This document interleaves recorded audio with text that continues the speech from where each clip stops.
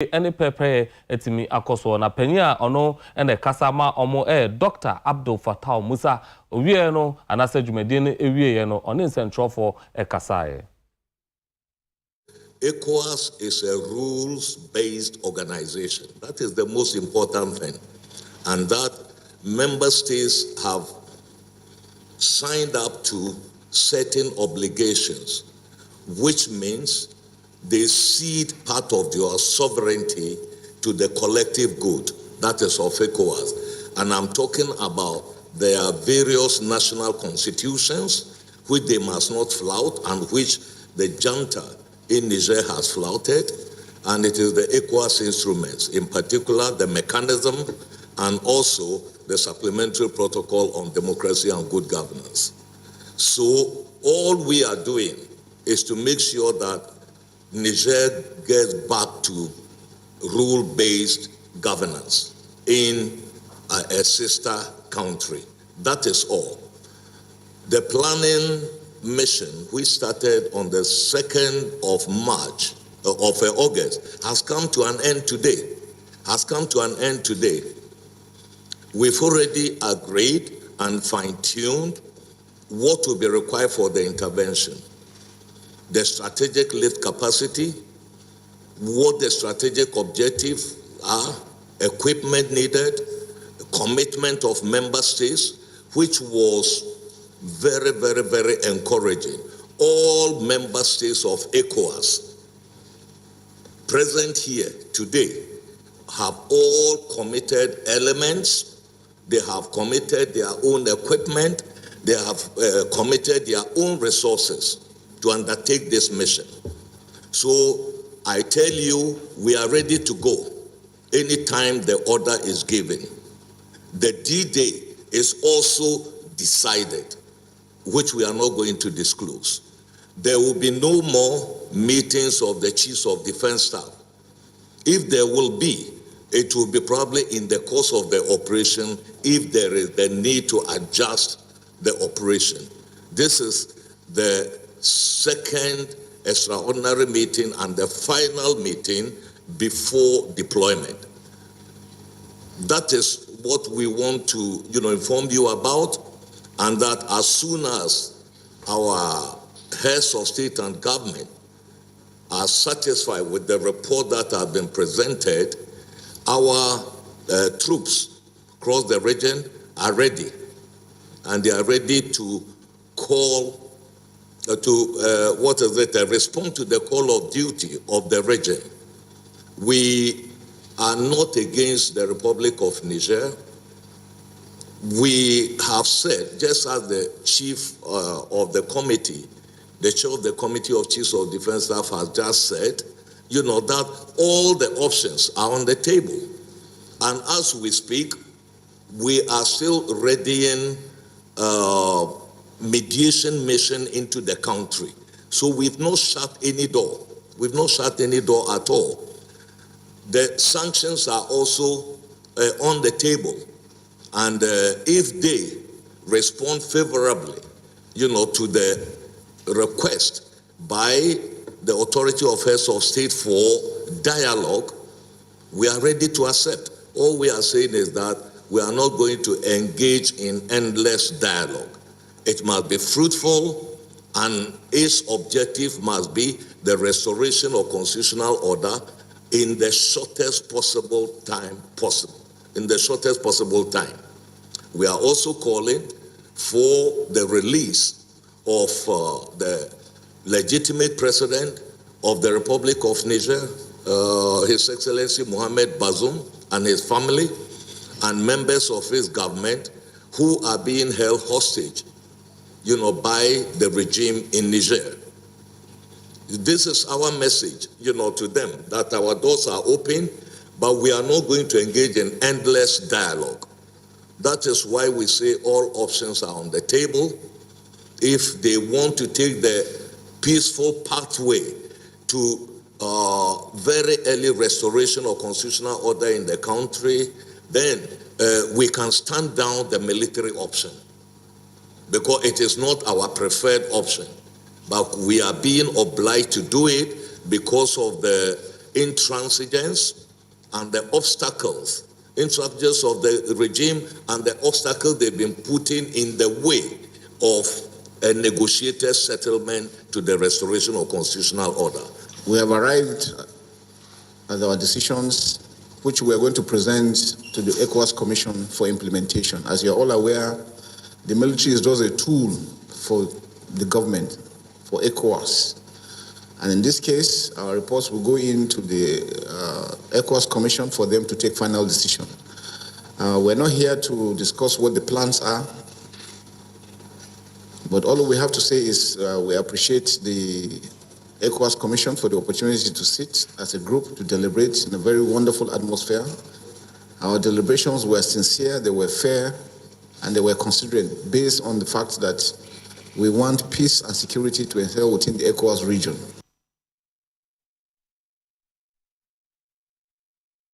Aveyeko Ghana Mampeni, His Excellency Nana Ado Dankwa Egufu Ado. Minoka say Mampeni Nwia ba ye friend Marigold Nana Abena Oye Ekufu Ado ono ana say ya no abrewatia edema binkum chiame ebusua ewo ekropon ekuapem na ohempon anase ekuapem traditional area no oman hene kuapehene ohia de yo kwasi ekufu a otoso miensa ono ene die ni maye amamre ene amania sese de ye de oban heman esi edwaso na mampani akasa aboni nuaba no abaso. Marigold Eyobia Ebano Amamreni Amania Enyadia watoto na sekra enunti samra yekasa yidie yaye no abrewetia a obegina benkum chiame adehibusua no anemu ewa hinsemu sede be obetimi aboa na yedie ne nkoso aba okuapem hene osiade yo akwesi ekufu a wotoso miensa efa akwanya ne so ebo nanabna oye ekufu ado abaso sesesi ano waba beye abrewetia oda okuapemai ano Ghana mampanyi na nadodankwa Ekufuado, Afei Ahimfo, Aswafo, and a former First Lady Nana Konedua Jemai Rollins, and yet phobia Kahu di Omenimunyam Ekopie Jumediano Ase. Na Mampenina Nado Danko Ekufuado Ensema, or the Tuja Eni.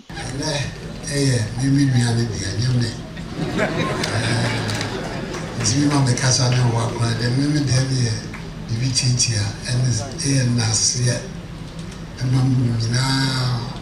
Before I say how we and I see it, let me the mama. Sir, when you had the Ababa for 5 days, when you are quite about the time the chief of Feathers, Yakupon said I came as an abrewetia and I've ended up as Oyetin too. And I give glory to God for that.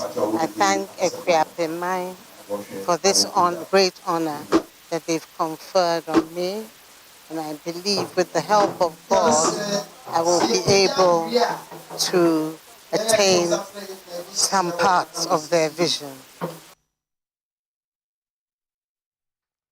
And there is also PM ewa bibimai ekro ahodoa adeba kwa haye pa sebi amanfo a epese di bonofosem ya omopese omoto abangu na afin so the friend kidnapping no omodi sa adwumani bi account bi amagana mampanyi abedeche His Excellency Dr. Mahmoud Baumia akasa se asojafo a yede omu ekodi dwuma anaso omkobo ban ewo abibima ahodo so no se de be asa bonofosem no ebetimi abrenase no omo engineer omona so pintin no ombo dwuma se de be a ombetimi aboa ama sundua a yepe ewo bibima mu ase no yensa etimi aka Ghana mampanyi abedeche His Excellency Dr. Mahmoud Baumia edin semo nyina to dwa enne abra asojafo a yatete omo pon omo ho ewo Armed Forces Command Staff College eho ena okokasa ya odin semo nyina etudwa Afi graduation ceremony ayaye ama officers a omo Ghana Armed Forces Staff College won Kramantam hanum sei no ena mampanya bedieche His Excellency Dr. Mahmoud Baumia edia todwa say nansen se de terrorism ama ne homene so ewe bibimai mu no wonna say no ya graduate wo mo no omo hwe so omo beboa na omabo ya hye ahodo ho ban se de be ya enkrofo bi ma mefri yawora na omo nto nhye ye so eni ye bone se de ekoso ewe bibimai ahodo bi a etwa ye ho ehia. The threat of terrorism that remains an imminent challenge to Ghana and our neighbors. Recent attacks in the sub-region highlight the determination of the terrorists to expand beyond landlocked Sahelian countries where the insurgency has devastated thousands of lives and property in the last decade. Chieftaincy conflicts and tribal clashes, among several others, make us susceptible to exploitation by terrorist groups, so we must remain vigilant. The security of our respective countries does not rely exclusively in the hands of the security agencies. It is a shared responsibility. The security agencies only play a lead role. I wish at this juncture to congratulate all the award winners. You have distinguished yourselves among your peers, but remember that this personal achievement places enormous responsibility on you to maintain and improve the standard that you have set. We will also ensure that we place your safety and welfare at the center of all government decisions.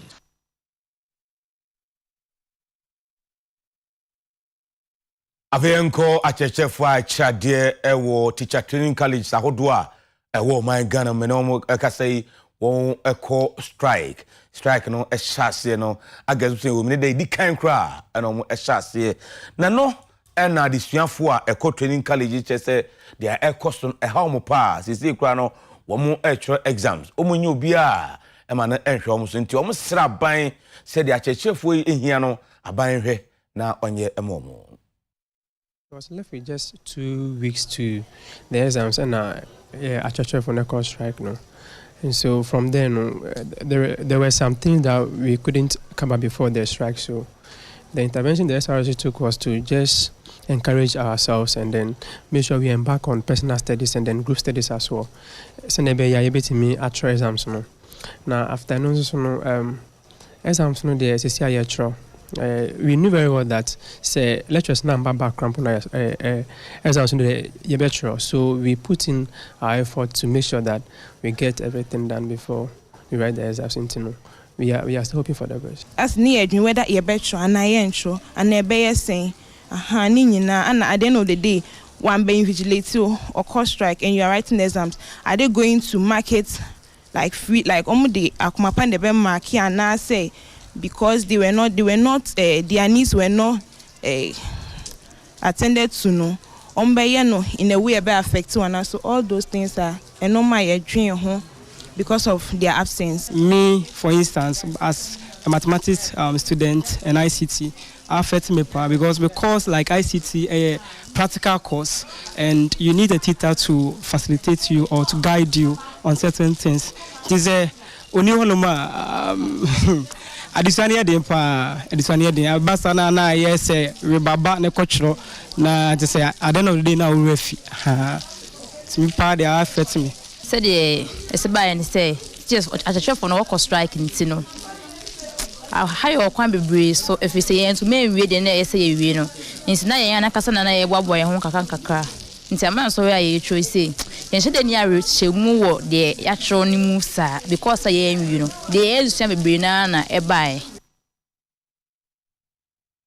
said be ya enkran krodio ma say ebetimi at wine na afi be bia be fa bia no wetimi edu djuma ma ho ato no mpanifo enkran krodio ma say e aban crash for mpanifo na afi so afọ no na hwe enkran bontemu ha say no e bom modern say be bia container ene kiosk ahodo si a enfamra kwamu no ombetimi eyi ni nyina afri ho said be ya ombetimi amanfo betimi edi omudwuma said the sene fata aka ho bi ama mpanifo emo ewo ayawa so East Assembly akopim ewo Nima runabout ama amanfo a omu container sene omu kiosk ahodo sisi wa enfamra kwamu no omatimi edri ni nyina egu aka ho bi ama mpanifo a omu enada ni odoi kwa abusua no achemu se ekwan mpanifo efa so edi dwuma no omanfa kwan paso enti ombefa kwan bia so said be ya emra ebetimi ni mpanifo di na patasika ya oso omonsa etimi ka no omonsa etimi aka omode nsem we nyina todwa abra omofre encentrofo nhyiamu kanda highway yebeye no eye ye court ena court ma ye say eye ni odue kwa odia nti highway sifoɔ ɔmo no mu si kanda highway no nti ɔmo no mu tua ye compensation no ma ye a mikita hu receipt ɛwɔ ha sesia nti so ɔmo si ɛyɛ agenda 111 na ɛsanka agenda 111 foɔ ɛna ɔmo bɛ ni ye betrase no ɔmo ahwɛ ni bibia yɛnkɔ court asase wei yɛnkɔ court wɔ hu a ɛbɛba bɛdane aban asase nti ɛma ɔmo hu yɛn sɛ yɛnim humamu nti ni ɔmo abɛyɛ no ɛyɛ fumsoɔ abrofo fair no illegal by this time no assembly MCE no ɛne ne nkrɔfoɔ no by this time ɛsɛ yɛ chichi wɔm apa nkrɔfoɔ bebree sua adwuma wɔ ebi kɔ school ɔmo pɔn ɔmo ba ebi nso nkɔ school ɔmo sua adwuma wɔ nti deɛ yɛka ne sɛ ɛkwan ɔmo afa so ɔmo abɛbubu ha yɛnte ase containers nneɛma ɛwɔ mu kura no ɔmo mpere ma yɛnyi nneɛma no ɔmo de adeɛ no machine no ɛsai bibia sika ɛwɔ container num nneɛma ɛwɔ mu ebi kura da shop because apprentice deɛ mutumi fa apprentice abɛka so nkɔ fie no aba ɔna shop ntontom wi na ɔde bɛsua nyansa no ne na bre no asua adwuma no wanyina nkwala na sacrifice yɛ na wo sɔre a wo de 3 days pɛ abɛsɛ obi life enti so abɛsɛ yɛ nneɛma deɛ kwan afa so abɛsɛ yɛ nneɛma no ɔmɛ yɛhu no ntua yɛ ka Misesia, my mi fie, my boom fie na mitin mu mintimu keke. Say, obi ba keke no ba bobo tabo timu. Mamun kanchen kofro say squatters. And I am robbers and I criminals net yo. Mamun say edi. I don't know ye bubu no. E che me peyin. Ta ma mi ba ware no. Ne papa no. Oti na danfo bi nchen. E na ohye. O si dan no. Wen si enwie mpo. No betene mu e no hye ha no de abo ne bra o de awo ne ma no te ha aden ne nansen e ba ya abandia Yademo eko asante mantama hinkro Kumasi emu na adwadifo eto ade ewo Kumasi Asafo market na eka sei omchese ade bi ekoso odwane so a ewesa ban ede na esifom ni nyina na se kwantempo a omo faso ewura Asafo market no se die 2M Express Transport Company Limited ho no mu gina efa nipa na emwa umdwumadie kura enti aban emfa na ensifom fa ho gate ya ewura edwane mu no embenfo be se omu si gate no omu de car station 2M Express ya bona enwie ka ya tu ho na mo bebrebe ade no so kwa na ekoso anadwo no mu ya dwuma no enti na no pay ama ya boko jan efes antwefo hyiamu se de to mampanyina nim se gate ya ewura Asafo market a ye nyina ye famu no ke me se omu de station ama 2M Express enti ne yasema mapanyin se omremu no makema yen na station no enyi enfiri hanom ebremu tie bia bebusumi nsia na anum ni ya wa ha na contractor wo si dan no wo fra ye se wo bo ade bia mayen eni ebusan se de ade wo so wo bo ayi a ye ni eje store no wo mu beyi niema na sensuo to a wo mu de ka ebe wura ase afa ye wi ase no de ehunu ya ne se truem ena de ne sticker abebo ade no a kire se wo de ne ka ebe gina ha alodu ya nante hu bia ya kwaka memeyo ho na nado wanimu a wadawroma wane na pamfo yesra wo mu wonsane fom no mu tutumirika no mu meye yakoma so ade maye me no ka se asem no kra kopie eya asante hemawa watu ahemfo mienu so omon kan asem na asem no wo nti kakra me ken na ne se mesre me maame mo ene mo dwom hu na se we nye asem bia e se ye mane haye bebre because mpanimfo a de akoto mo anim ne anamo a yetu afa ho no nim se ye den a ebe yende ana etu obetwa enye se ya fa kwati kwan bi so ana se yen ane yede mra na se yensem ye fa mra kwan so pen ana yede ye temina na yesi no na asase na ye nya na yesi no nye se bia ya fa kokoasa kwan bi so ne pesi etuma na ye da bi ye to asase ni free Alaji Medina Company Limited a omo na developer KM ede Asafo market nyina ma ne se onsiesi Asafo ti Alaji honom na 2M Express ye koye no no so ma ye ba bi se ye betimi abaye terminal eden e wo honom ana ye besi ye na ye si sa terminal ni nyina na ma no ye ne wo ma ye mpam obia na ye menwanwa se ne de o ma sa badwom o mu ye dede se ye tu o ma na se ye ntu obia terminal na ye si wo hon de e ye se car no ba ko pe ba na afa passengers 2 ya na fofra aba ye me ya ade bia be kire so wo ho bia nti se ehwo mu tirim se anu nti na omo ye demonstration ne dia ene enye se ye be ma ho a kire so Yebeda ne ye ho age aboafo nkrato ye ba David Oforisa for mpanyifo betena se na Ecowas mpanyifo asojafo kukudama ombetena enamienu ewo nkran krodu emu ase ya omofa adwen se de ekoso wo Niger no ombetu hu anamo no omde nkomo twetwe no beto aso. Misro enko ba bia etwa hu sima ye ba omde nkomo twetwe no ebeto aso.